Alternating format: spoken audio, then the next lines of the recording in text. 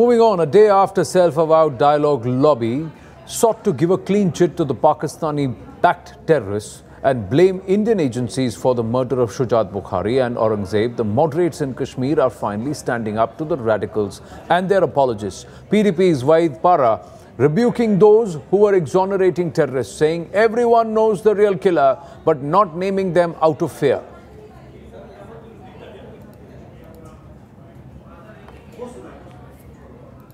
Mr. Parra, can you please explain and what really is your attention behind the tweet that you have put out? Well, I think, yes, enough is enough. We need to speak out these terrorists and these voices who are trying to muzzle the, saner voices in Jammu and Kashmir. This is not the first or the last killing they are trying to have. This is an attack on institution of dialogue and institution of peace. Shujat Bukhari was an ambassador of peace. He was the best saner voice of Jammu and Kashmir who has represented J&K across 200 countries and is known for his, advocacy. He has even taken anti-state positions, but that doesn't mean, they are trying to muzzle these voices. Do you think that it's time that these silent majority or what you call the moderates should be given a platform to voice their opinions? And as you're saying, because their silence could really be something that could go absolutely against the peace and the tranquility that everyone is praying for the state of Jammu and Kashmir. Isolate these fringe elements. The majority and the silent majority will come out. They will speak out with one death. It's not the end of the journey of Shujat Bukhari. It's a beginning and larger cause for all of us who support him, who advocate him, and we will never, let him down, even if he is not with us, but we will continue with his cause and with his mission. Well, that was Waid Para speaking to us earlier in the day. Pradeep Datta now joins us with more on this story. Pradeep, there is a huge turnout, not just for Shujat Bukhari, but also the PSOs and also for Aurangzeb. There is the silent majority that is now speaking out. The moderates have now said, let us put an end to this. Even Mirwais Umar Farooq in his Eid message has come out and said, enough of this violence and this mindlessness. Is there a change that is going to happen? Are those who have been silent now, are those who have been silent till now trying to bat for the other side? Are they all going to be forced? Anand, we can see that the winds of change have started blowing because the silent majority had been silent for the last 3 decades. In fact, Mirwais Umar Farooq's father was killed by terrorists. He was his bull commander. In fact, Mirwais Umar Farooq never ever uttered a word. And the tragedy of Kashmir had been that both of them had been laid to rest at a graveyard, which is a martyr graveyard. His father is also a martyr and the killer is also a martyr. And we have seen this time that after the killing of Shujat Bukhari and the killing of Aurangzeb, large number of people turned up at both the places, whether it was Tiri in North Kashmir, whether it was in Mender area along the line of control. In fact, the people are trying to send a message loud and clear that no more violence can be accepted.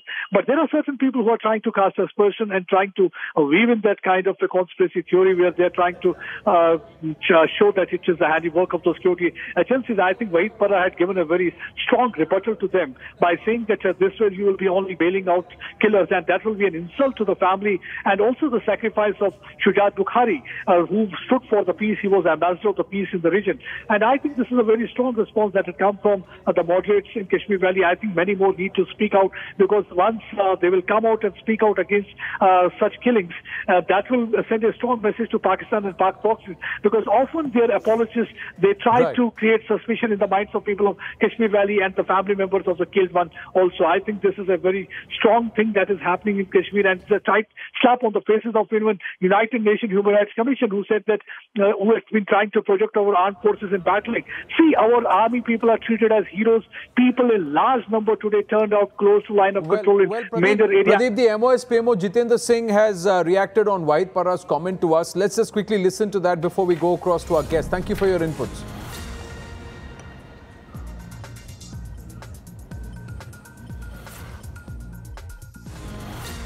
For the last 2-3 years, I have been maintaining this time and again that the common man of Kashmir, particularly the youth of Kashmir, has moved on.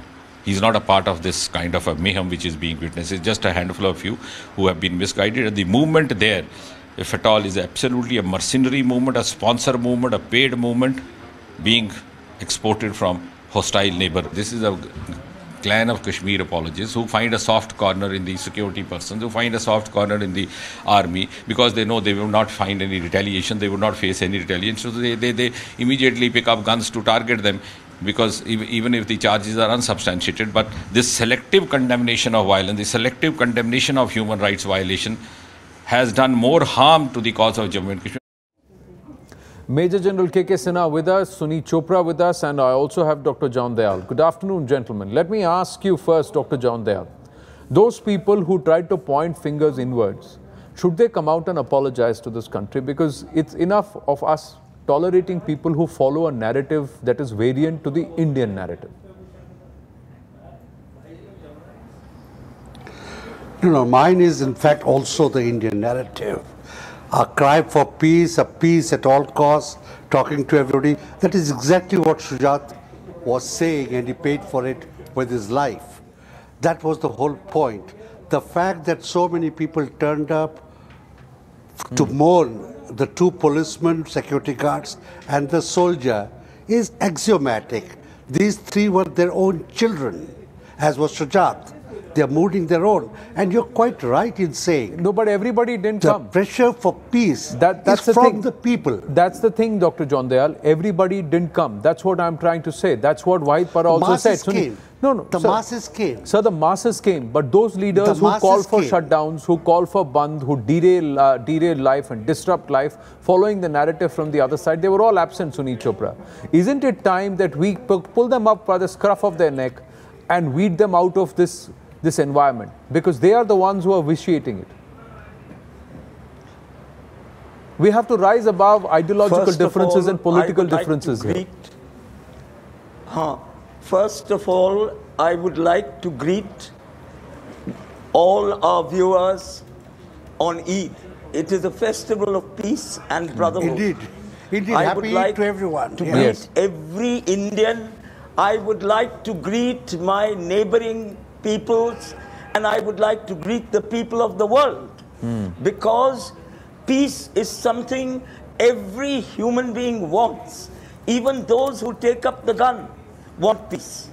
So I have never felt that peace was ever in danger. What was in danger was the unity of the Indian outlook with people of sectarian attitude on all fronts, dividing the people. No, sir. I welcome your greetings and I share those greetings and because it's a day of festival. But the fact is, Major General K.K. Sinha, even as you extend these greetings in Anantnag, fueled by the narrative from the other side, there were youth who came out and started pelted the forces. They did that even when we are mourning the death of our braves, of our people. Now tell me, Major K.K. Sinha, isn't it time that we try and haul out and separate these, weed out these elements? Because they are the ones who do not believe in peace, just like the enemy on the other side.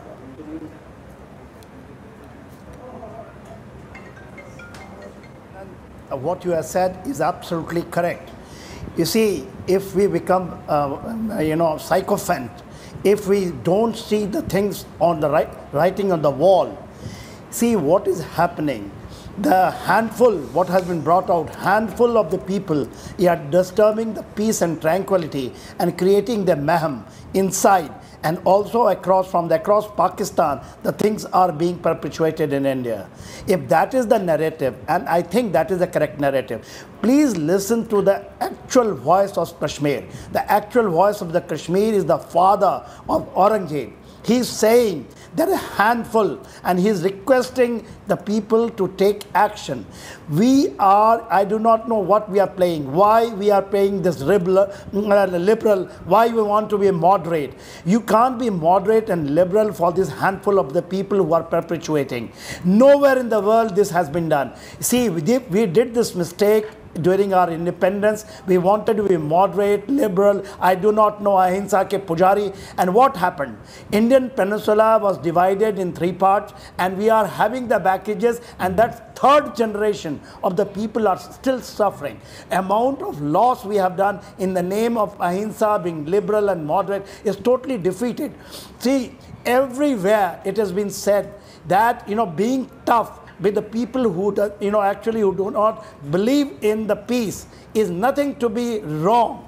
We have to be absolutely firm, understanding what is written in the wall, because the day by day, the Kashmir Valley, complete valley, is getting fanatic, it is getting radicalized, more and more people are joining it, because it is being perpetrated by few people inside the country. Here is my pitch, sir. We here at times now said we should extend the ceasefire or the unilateral suspension of operations as a gesture of peace, as a gesture of intent.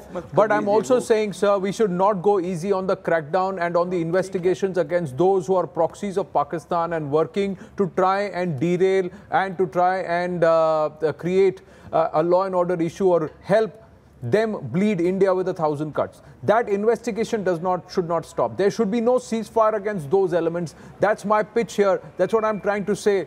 That's what the people are also saying. They want their livelihoods back. They want their businesses back. They want tourism back. They want peace back. They want to get back to that syncretic culture that Kashmir was. And that is being eroded. That's the reality. Jammu and Kashmir Deputy Chief Minister Kavinder Gupta has reacted. John Dayal, coming to you after that, sir. Let's just listen to this.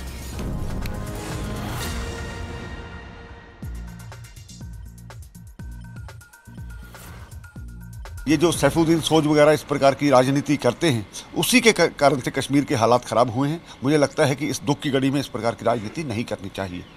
And certain people are trying to interweave in conspiracy theories. Shaila Rashid, one of the students from the JNU, she's saying that it can be the handiwork of the security agencies.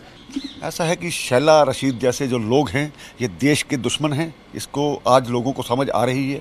मुझे लगता है कि इस देश में हफरा तफरी फैलाने में इन लोगों का हाथ रहा है, लेकिन इनको बख्शा नहीं जाएगा। इस प्रकार की जो आंसर हैं उन पर जल्दी नोटिस और संज्ञान लिया जाएगा। अभी जो गुलाम नबी आज़ाद साहब का बयान आया कि सिक्योरिटी कम थी, ये था वो था, मुझे लगता है इस प्रदेश के मुख्यमंत्री रहे हैं, तो इस प्रकार के गैर जिम्मेदाराना बयान देना कुछ सही नहीं है इस वक्त में। John Dayal, I have to take a break, but sir, quickly sir, 30 seconds, I'll stretch this, if you can make your point. No, I wish the general would withdraw his words on ahimsa. That's a slur on the Mahatma. The Mahatma tried to hold the unity of the subcontinent. It was the British who divided it. The circumstances that the British created. Let us learn history, and then we can learn from history. Sir, we will offer the other cheek. But then if somebody wants to kick us in the shin, we are not going to say we'll bow down and and offer you our head too. Sir, that's where we have to draw the line. That's where we have to draw the line. Sir, I have to take a short break. Have to take a short break, sir. Have to take a short break. We'll take this forward later.